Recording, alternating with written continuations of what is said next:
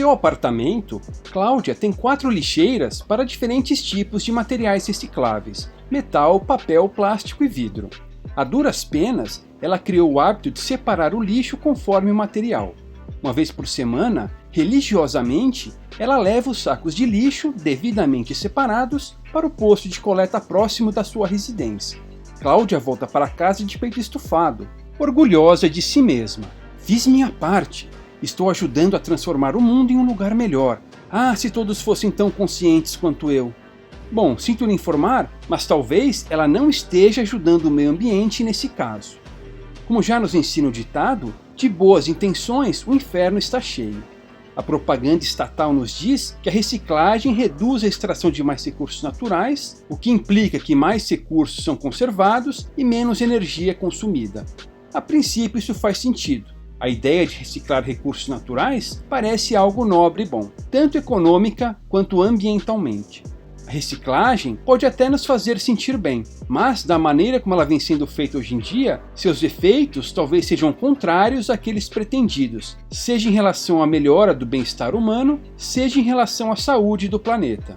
O vilão dessa história é, mais uma vez, o Estado, que interfere nas trocas voluntárias, obriga agressivamente cidadãos pacíficos a fazer o que não fariam normalmente, distorce o sistema de preços e garante uma alocação irracional de recursos. Graças a essa interferência, algo que poderia ser de fato benéfico se transforma em um pesadelo diário para a maioria das pessoas. Há países em que as regras para a reciclagem são tão complexas que é quase necessário ter uma espécie de pós-doutorado em separação de lixo para conseguir realizar a tarefa. Em vez de preocupação com o ambiente, temos controle social. O que frequentemente é esquecido em toda essa questão da reciclagem é que seu processo também demanda recursos naturais e também gera resíduos. Nesse caso, será que reciclar é sempre a melhor escolha? Será que não estamos gastando mais recursos ao optar por isso?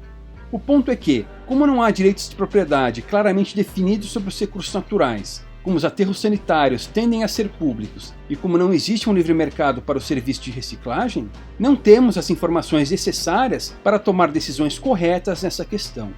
O que podemos afirmar praxeologicamente é que a intromissão do Estado implica necessariamente desperdício de recursos naturais. Se não, vejamos. Em relação à produção de lixo em si, a necessidade de políticos e ativistas ambientais imporem seu controle social superestima o problema. Não vamos morrer sufocados sob uma pilha de entulho.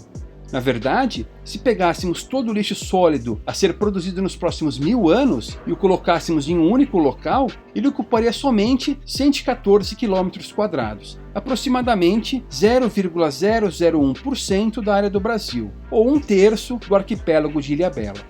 Disso podemos concluir que a falta de áreas para a construção de aterros sanitários é outro mito. Se a área necessária para acomodar o lixo sólido é pequena, certamente há ainda vários locais apropriados, devidamente afastados de centros urbanos, para se construírem novos aterros. Caso a demanda por espaço para aterros sanitários fosse assim tão alta e sua oferta tão baixa, o preço da terra para esse uso seria tão elevado que haveria gente deixando de plantar soja ou criar bois em suas fazendas para transformá-las em depósitos de lixo. Mesmo com as interferências econômicas estatais, não é isso que vemos. Além disso, para reciclar um dado material, precisamos coletá-lo, triá-lo, transportá-lo e processá-lo. Isso exige mão de obra, caminhões, combustível e usinas, o que também consome recursos naturais, sem contar o custo de dar um fim adequado aos resíduos produzidos no processo. Isso é vantajoso? Provavelmente não. Considerando esses fatores, o custo da reciclagem quase sempre, com exceção talvez do alumínio, excede o custo de extrair e processar novos recursos naturais e depois despejar seus resíduos em aterros. Você só está levando em conta o custo econômico e os custos sociais e ambientais, protesta o ativista. Não, como já vimos, isso está tudo ligado. Os programas de reciclagem atuais funcionam como todas as regulações estatais. Primeiro, investe-se pesadamente em propaganda para convencer os eleitores da sua necessidade. E segundo, usam-se quaisquer meios à disposição para implementar e manter o programa, independentemente dos desperdícios. Como o Estado opera fora do mercado, não se preocupa com receitas e despesas. Se precisar de mais verba, simplesmente rouba mais dinheiro do setor produtivo. Logo, o Estado não possui nenhum estímulo para otimizar tais programas. Mesmo que as empresas que prestem o serviço de reciclagem sejam privadas, elas operam dentro do paradigma estatal.